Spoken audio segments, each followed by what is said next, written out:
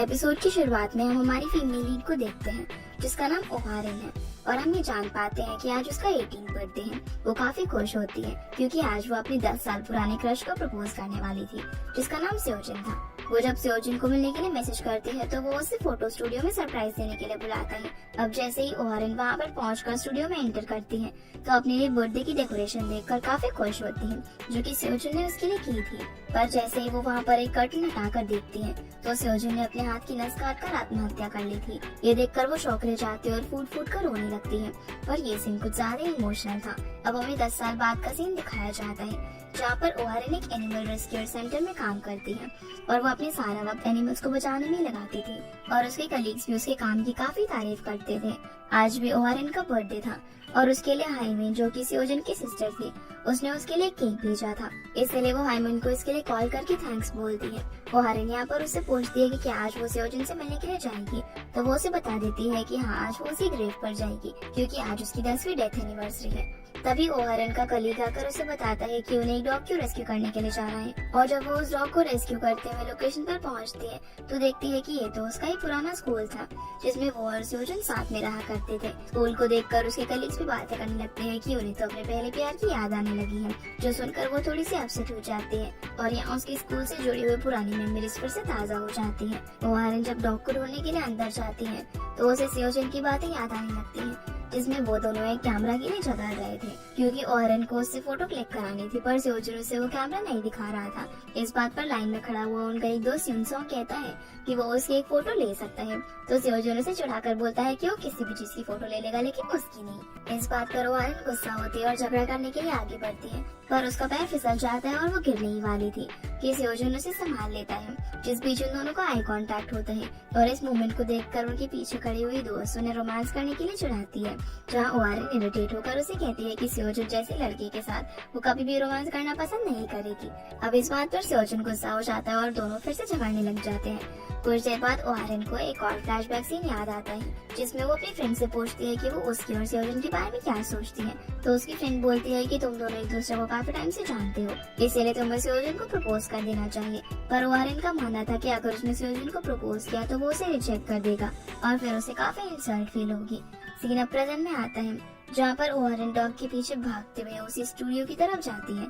तभी पीछे से उसे सेओजिन पुकारता है और उसे अपने साथ अंदर लेकर आता है जहाँ ओहारिन को याद आता है कि कैसे सेओजिन उसे फोटोग्राफी और कैमरा के बारे में बताता था। ओहारिन उसे पूछती है कि वो सारा काम अकेले क्यों करता है और युनसोंग की तरफ देखते हुए बोलती है कि अगर वो चाहे तो उसकी मदद ले सकता है जिस पर सेओजिन को काफी जेलस फील होता है और वो उससे पूछता है कि वो उसके बारे में क्या सोचती है तो ओहारिन थोड़ी देर तक सोचने के बाद बताती है कि वो दोनों सिर्फ अच्छे दोस्त हैं और ये जवाब सुनकर सेओजिन अपसेट हो जाता है। सीन अब प्रेजेंट में आता है जहाँ पर अचानक से डोर बजता है और डॉग ओहारिन के सामने आ जाता है जिसे वो रेस्क्यू कर लेती है।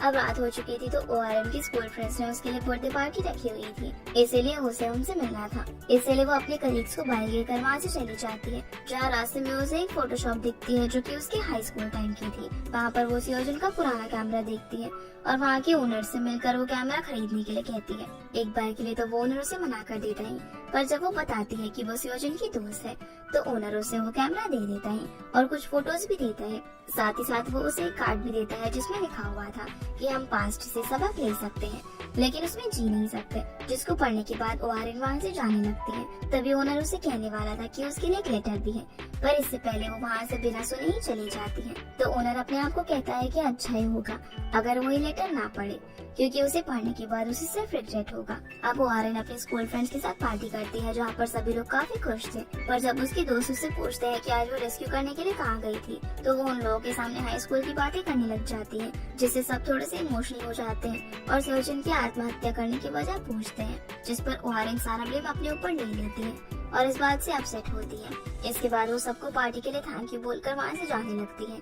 जहाँ उसका दोस्त युनसोंग उसे अम्ब्रेला देता है और रास्ते में चलते हुए भी ओहारिन सेओजिन को ही याद कर रही थी। घर जाकर वो वही पुराने फोटोज देखती है जो कि सेओजिन ने क्लिक किए थे। उन्हें देखकर उसे अपनी पास्ट की बातें याद आती है और वो अपने आप को रोने से नहीं रोक पाती।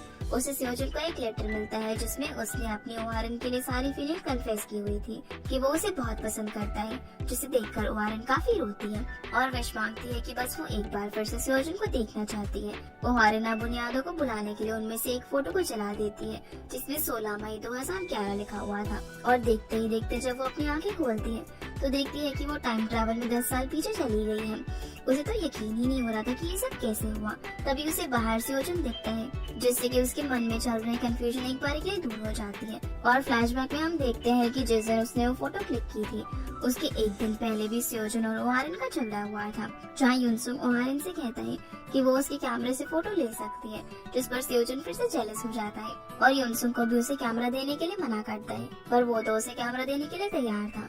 और थोड़ा आगे चलकर सेओजन ओहारन की एक फोटो क्लिक करता है। ये वही फोटो थी जो कि ओहारन ने जला दी थी और वो उसे फोटो क्लिक करता हुआ देखकर काफी खुश होती है। प्रेजेंट में ओहारन जैसे ही सेओजन को जाता हुआ देखती है तो वो जल्दी से बस से उतरकर उसका पीछा करने लग जाती है, क्योंकि अब वो ये मौका नहीं छोड़ना चाहती थी। जहाँ सीढ़ी पर चढ़ते वक्त वो गिर जाती है और उसके घुटनों में चोट आ जाती है, पर वो अपने घाव पर ध्यान नहीं देती क्योंकि उसे लग रहा था कि ये सब सिर्फ एक सपना है। इधर सेओजन फोटो स्टूडियो की तरफ गया था, इसलिए ओहारन भी उसका पीछा करते हुए वहाँ पर पहुँच जाती है, जहाँ वो सेओजन को देखकर खुशी से रोते हुए दौड़ कर आकर उसे गले लग जाती है और कहती है कि अगर ये उसका सपना है तो उसे ऐसे ही सपने में खोए रहना है। अब सेओजन को तो उसका ऐसा बिहेवियर देखकर कुछ भी समझ नहीं आता।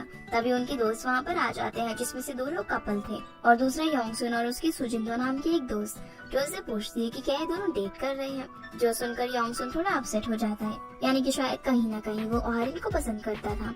इसके बाद सेओजन ओहारन को मेडिसिन सेंटर ले जाकर उसे फर्स्ट एड देता है, जहाँ ओहारन को तो खुशी के मारे किसी भी दर्द का एहसास नहीं हो रहा था। और सेओजन के पूछने पर वो उसे ये कहती है कि जो कुछ भी हो रहा है वो सिर्फ एक सपना है। जिसकी ऐसी बातें सुनकर सेओजन उसे बोलता है कि क्या वो अपना सर फोड़ कर आई है, पर ओहारन तो बस स्माइल किए जा रही थी। उसी वक्त वहाँ पर योंगसुन आता है, जो कि ओहारन को क्लासरूम तक छोड़ने की बात करता है, लेकिन ओहारन कहती है कि वो खुद चली जाएगी, पर युनसुंग उसकी बात नहीं मानता और उसे क्लास तक छोड़ने की जिद करता है। जिसकी बातें सुनकर सेओजन खुद ही वहाँ से चला जाता है।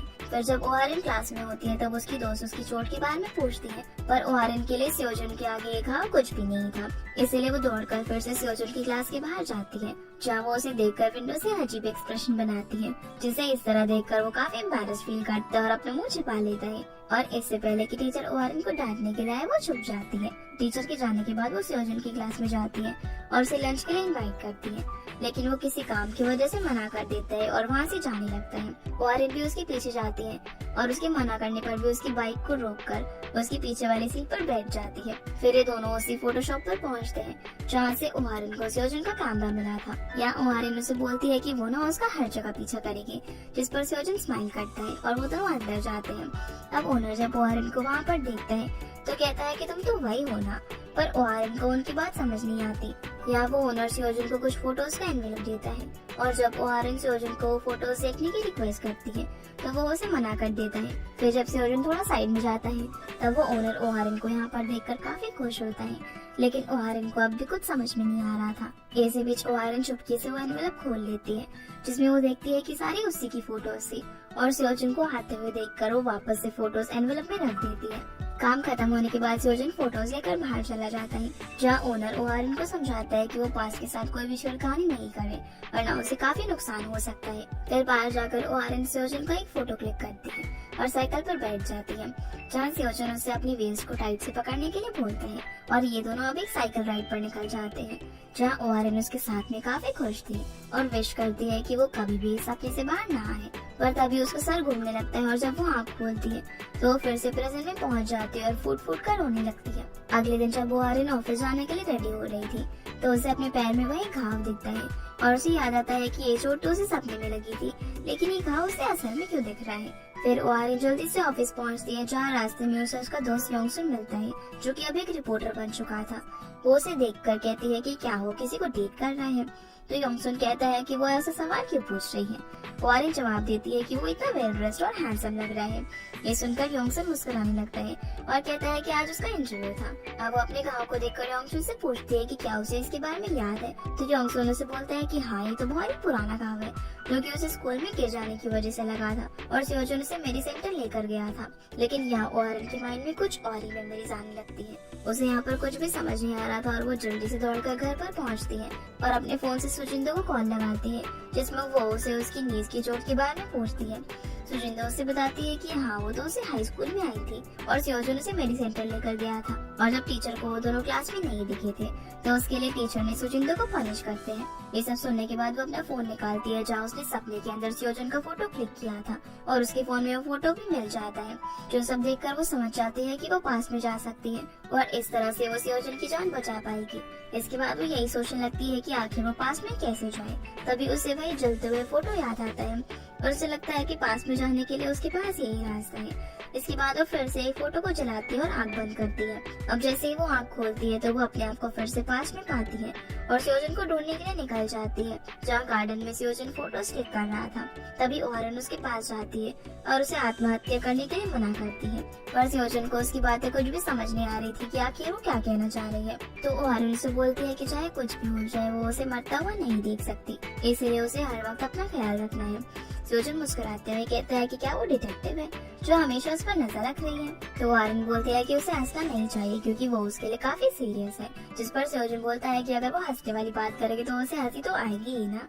आगे ओहारन उससे पूछती है कि क्या कोई है जो कि आजकल उसे परेशान करता है, जैसा कि उसके दोस्त के साथ झगड़ा या फिर पढ़ाई में मन ना लगना या फिर लव को लेकर। जवाब में सियोजन बोलता है कि उसे उसकी फिक्र करने की जरूरत नहीं है, उल्टा वो उसे ही पूछने लग जाता है कि वो आजकल ऐसा बिहेव क्यों कर रही है।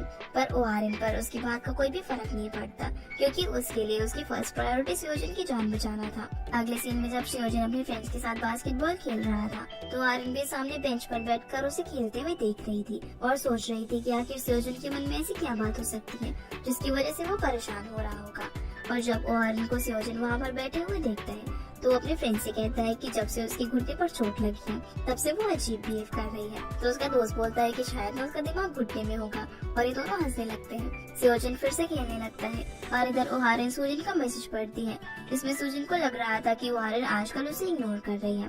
तभी युनसुंग ओहारन को बैठा हुआ देखकर उसके पास आता है और बताता है कि सुजिन उससे पूरे स्कूल में ढूंढ रही है। तो ओहारन उसे बोलती है कि हाँ, उसने उसका मैसेज रीड कर लिया है। ओहारन फिर युनसुंग से पूछती है कि वो बास्केटबॉल क्यों नहीं खेलता, जिस पर युनसुंग बोलता है कि अगर उसे पता होता कि वो यहाँ पर आ रही है तो वो भी बास्केटबॉल खेलता। जिसकी ऐसी बातों से अब हमें कंफर्म हो जाता है कि सच में युनसुंग भी ओहारन को पसंद करता है। इसके बाद ओहारन उससे पूछती है कि वो सियोजन को बहुत ही पहले से जानता है, इसीलिए उसे तो पता ही होगा कि क्या सियोजन आजकल किसी प्रॉब्लम से सफर तो नहीं कर रहा। पर यहाँ पर उसे भी ओहारन की ऐसी बातें कुछ भी समझ नहीं आ रही थी। ओहारन उससे फिर से पूछती है कि क्या सियोजन ने इन दिनों में कुछ अजीब उससे कहा हो या फिर उसकी किसी से लड़ाई हुई हो। तो युनसुंग कहता है कि सियोजन ने तो कुछ भी ऐसा वैसा उसे नहीं कहा, लेकिन कुछ दिन पहले जब उनकी क्लास का किम नाम का लड़का उसके ड्रॉअर में कुछ ढूंढ रहा था और जब उसे वो चीज नहीं मिलती तो सियोजन उसकी हेल्प करने के लिए कहता है, पर किम इस बात पर चिढ़ जाता है और उससे मदद लेने के लिए मना कर देता है। इतना कहकर वो वहाँ से चला जाता है। प्रेजेंट में युनसुंग ओहारन को कहता है कि शायद किम ना सियोजन को पसंद नहीं करता, लेकिन उसे नहीं लगता कि ऐसी छोटी बातों से उस पर कोई असर होगा। ओहारन ये सारी बातें सुनकर दूसरी परेशानी का पता लगाना चाहती थी। चाहे युनसुंग उसे बोलता है कि अगर उसे और अच्छे से जानना है तो लाइब्रेरी जाकर सियोजन के रिकॉर्ड चेक करने चाहिए कि आजकल वो कैसी बुक्स पढ़ता है। ये सब जानकर ओहारन लाइब्रेरी की तरफ जाने लगती है, जहाँ सियोजन ओहारन को युनसुंग के साथ जाता हुआ देखकर थोड़ा सा जेलस फील करता है। फिर बास्केटबॉल मैच खत्म होने के बाद सुजिन का बॉयफ्रेंड उसे बताता है कि आज उसकी फ्रेंड ओहारन पूरे दिन उनका मैच देख रही थी। तो सुजिन को ओहारन पर काफी गुस्सा आता है क्योंकि आजकल वो उसे ना तो मिल रही थी और ना ही क्लास अटेंड कर रही थी, जिसकी वजह से टीचर भी सुजिन को डांट रहे थे। सियोजन भी उनकी बातें सुनकर सोचता है कि शायद ओहारन सुजिन की वजह से परेशान है और सुजिन भी इन दोनों से पूछती है कि आजकल ओहारन कुछ ज्यादा ही अजीब बिहेव नहीं कर रही। तो ये दोनों तो मना कर देते हैं, जो सुनकर उसे और ज्यादा गुस्सा आता है। जिसके बाद ओहारन लाइब्रेरी जाती है, जहाँ लाइब्रेरियन को देखकर वो उससे हाइमिन कहकर पुकारने लगती है, पर हाइमिन उसे नहीं पहचान रही थी और या वो मन में सोचने लगती है कि हाइमिन से तो वो सियोजन के फ्यूनरल में मिली थी और भाई उसे पता चलता है कि सियोजन की कोई सिस्टर भी है। अब हाइमिन यहाँ पर उसकी रिक्वेस्ट करने पर उसे सियोजन का रिकॉर्ड दे देती है। फिर ओहारन उन बुक्स को ढूंढने लग जाती है, जहाँ पर एक बुक निकालते वक्त दूसरी बुक उसके सर पर गिरने वाली थी, पर तभी सियोजन उसे आकर बचा लेता है और ओहारन उसे कहती है कि वो ठीक तो है ना। तो सियोजन जवाब देता है कि वो तो ठीक है, लेकिन अभी तो वो मरने वाली थी। तभी बीच में सियोजन का क्लासमेट आता है जो उसे बताता है कि क्लास टीचर ने तुम्हें बुलाया है। अब जाते वक्त सियोजन ओहारन को अपना ख्याल रखने के लिए कहता है और ओहारिन सोजन के रिकॉर्ड्स देखने लगती है, जिसमें कुछ ऐसी बुक्स के नाम थे जो कि आत्महत्या से रिलेटेड थे। इसके बाद सोजन टीचर के पास जाता है, जहाँ टीचर उसके पेरेंट्स को इंटरव्यू के लिए बुलाना चाहते थे ताकि वो उसका मेडिकल इंस्टीट्यूट में एडमिशन करवा सके। पर सोजन बोलता है कि वो नहीं आ पाएंगे क्योंकि आजकल वो काफी बिजी है। तो टीचर उसे कहते हैं कि इंटरव्यू के बिना उसका एडमिशन होना काफी मुश्किल है और अगर वो चाहे तो वो खुद उसके पेरेंट्स से मिलकर बात कर सकते हैं। लेकिन सोजन मना कर देता है और ये सारी बातें ओहारिन चुपकर सुन रही थी, जिससे अपसेट होकर वो फोटोग्राफी क्लब में जाती है, जहाँ दरवाजा ओपन करते ही वो देखती है कि सोजन और उनके बाकी फ्रेंड साथ में बैठे हुए थे, जिन्हें देखकर वो जाने लगती है, पर वो लोग उसे रोक देते हैं। सोजन अब यहाँ पर ओहारिन पर काफी गुस्सा होते हुए कहती है कि आगे से अगर उसका बिहेवियर ऐसा ही रहा तो वो उससे कभी भी बात नहीं करेगी। लेकिन ओहारिन को तो उसकी बातों से कोई फर्क ही नहीं पड़ता और वो उन लोगों से सोजन के बारे में पूछती है, जो सुनकर सोजन और ज्यादा गुस्सा हो जाती है और उसके दूसरे फ्रेंड्स उस पर हंसते हैं। फिर ओहारिन यहाँ पर सोजन को मनाने लगती है और ये दोनों अपना फोटोग्राफी असाइनमेंट पूरा करते हैं, जहाँ उसका दोस्त उसे सोजन की ईमेल आईडी देता है। ये देखकर ओहारिन सोचती है कि शायद आईडी में उसके को क्लू मिल जाएगा, इसलिए अब घर जाकर ओहारिन सोजन का अकाउंट खोलती है, जिसका पासवर्ड वही था जो कि सोजन ने आखिरी वक्त लाइब्रेरी में बुक पढ़ी थी। दूसरी तरफ सोजन उसकी मॉम और हाइमिन के साथ डिनर कर रहा था, पर अचानक से जब वो चेयर से उठता है तो उसकी मॉम उसे जोर से थप्पड़ मारती है। वहीं ओहारिन सोजन को एक पोस्ट पढ़ती है जिसमें लिखा हुआ था कि वो हमेशा से एक नॉर्मल लाइफ जीना चाहता है, पर वो कितनी भी कोशिश कर ले वो अपनी बहन की जगह नहीं ले सकता। और आखिरी की लाइन पढ़कर उसे पता चलता है कि सोजन अडॉप्टेड है। ये देखकर ओहारिन काफी सरप्राइज होती है। तभी उसके कान में फिर से दर्द होने लग जाता है और वो वापस से प्रेजेंट में आ जाती है। इसी के साथ ये एपिसोड यहीं पर खत्म हो जाता है। तो गाइस, ये थी आज की वीडियो एंड आई होप आप लोगों को ये वीडियो पसंद आई होगी, तो इस वीडियो को लाइक कर चैनल को सब्सक्राइब जरूर कीजिएगा। आपसे फिर मिलते हैं अगले एपिसोड में, तब तक के लिए गुड बाय।